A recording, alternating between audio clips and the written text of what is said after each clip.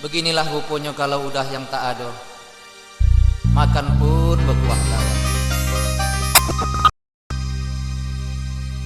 Sabarlah dulu dek yo, mudah-mudahan dapat kitonya makanan yang sedap nanti dek.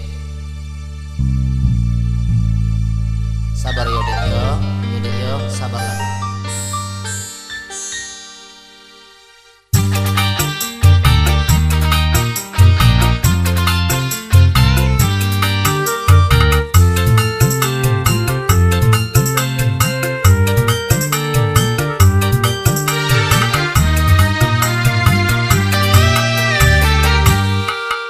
Ado tak ado, suko tak suko, makanlah saja apa adonyo.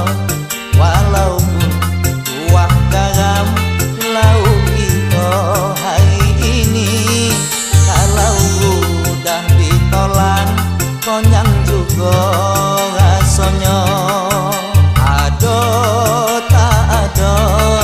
suko tak suko, makanlah saja apa adanya.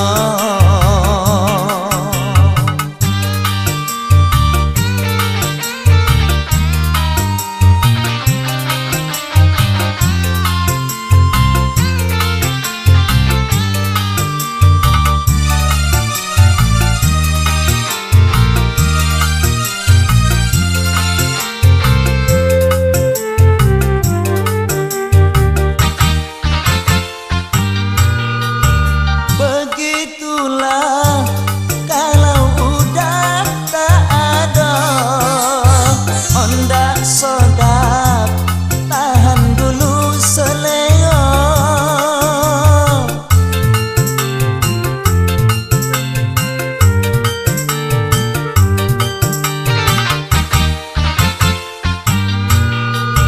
Nanti bila kita udah kaya, baru pilih makan yang mana suka.